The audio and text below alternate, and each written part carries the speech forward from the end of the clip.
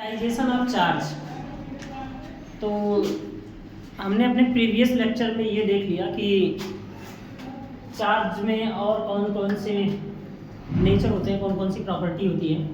उसी तरह से अब चार्ज में एक और प्रॉपर्टी है जिसका नाम है क्वांटाइजेशन ऑफ चार्ज।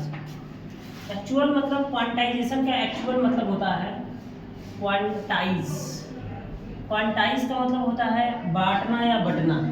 इसका मतलब होता है डिवाइड होना।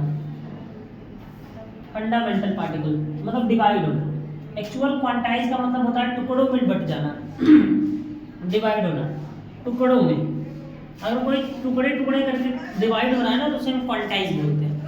तो चार्ज में एक प्रॉपर्टी पाई गई, चार्ज के अंदर मतलब इलेक्ट्रिक चार्ज के अंदर एक प्रॉपर्टी पाई गई, चार्ज, इलेक्ट्रिक चार्ज। चार्ज क्या हो सकता है? क्वांटाइज हो सकता है। Charges are quantized. चार्ज जो हो सकते हैं वो क्वांटाइज हो सकते हैं, मतलब वो छोटे छोटे पार्ट्स में डिवाइड हो सकते हैं। ठीक है।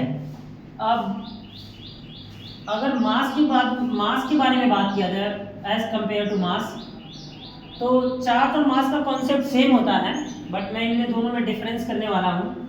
मास जो होता है वो क्वांटाइज्ड नहीं होता है।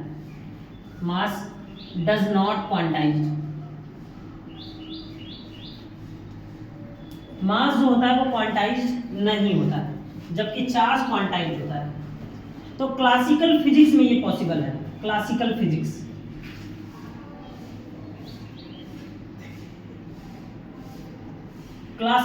फिजिक्स दो तरह की होती है, एक क्लासिकल फिजिक्स और एक क्वांटम फिजिक्स। तो अगर क्वांटम लेवल पे बात किया जाए, बट लेवल ऑफ क्वांटम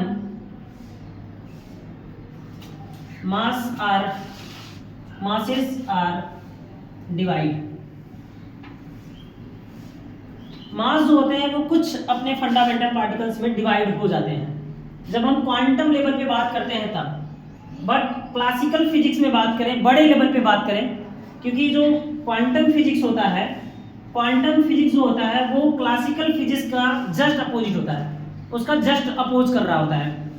तो इसीलिए जब छोटे लेवल पे बात किया जाता है तो छोटे लेवल पे बहुत ही मॉलिक्यूलर लेवल पे, माइक्रोस्कोपिक बड़े लेवल की बात हो रही है, वो क्लासिकल फिजिक्स में आएगा। तो क्लासिकल फिजिक्स जो होता है, क्लासिकल फिजिक्स के अकॉर्डिंग जो चार्ज होता है वो क्वांटाइज हो सकता है। इट मीन्स वो छोटे छोटे अपने फंडामेंटल पार्टिकल्स में छोटे छोटे पार्ट्स में वो डिवाइड हो सकता है, टूट सकता है, अलग अलग हो सकता है। जबकि मास एक पूरा एक लैमिना होता है, पूरी बॉडी होती है। और क्लासिकल फिजिक्स के अकॉर्डिंग मास को आप किसी भी तरीके से क्वांटाइज नहीं कर सकते, इट मीन्स आप डिवाइड नहीं कर सकते। तो सबसे बड़ी बात होती है कि अगर आपसे कोई पूछता है कि क्लासिकल फिजिक्स के अकॉर्डिंग क्या चार्ज क्वांटाइज्ड है, तो यस, चार्ज आर क्वांटाइज्ड। और मास क्वांटाइज्ड है तो सीधा इसका आंसर दे रहे होंगे, मास कभी भी क्वांटाइज नहीं हो सकता।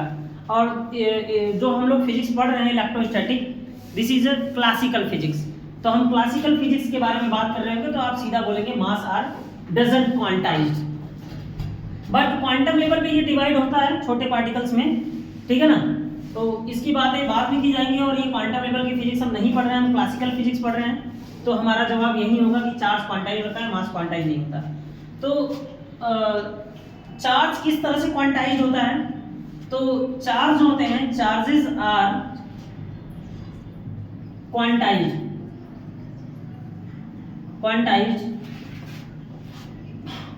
Pure value, not fraction, not decimal. Charge जो होते हैं वो क्वांटाइज्ड हो जाते हैं, वो फ्रैक्शन और डेसिमल में डिवाइड नहीं होते हैं। Charges are quantised, it is pure value possible, pure value, not fraction, not decimal. मतलब चार्ज को क्वांटाइज किया जा सकता है लेकिन उसको फ्रैक्शन और डेसिमल में नहीं। It means pure value. Charges are quantised in pure value. Charges are quantized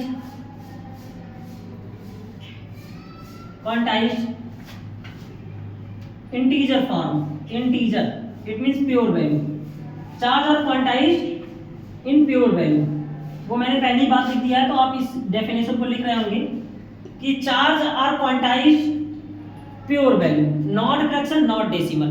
charge जो हो सकता है वो डिवाइड हो सकता है, लेकिन फ्रैक्शन और डेसिमल में छोड़ के। सपोज दैट फॉर एग्जांपल, जैसे अगर मैं बात करूं कि चार्ज को मैं तोड़ रहा हूं, तो चार्ज को मैं कुछ इस तरह से तोड़ सकता हूं, प्लस माइनस बड़ा Q equal two plus minus 1 plus minus 2e plus minus 3e plus minus 4e dot dot dot dot plus minus ne। n is the natural number and integer number. तो charge इस तरह से quantize हो सकता है, कहने का मतलब चार्ज को हम क्वांटाइज कर सकते हैं, लेकिन हम प्योर वैल्यू में क्वांटाइज कर सकते हैं।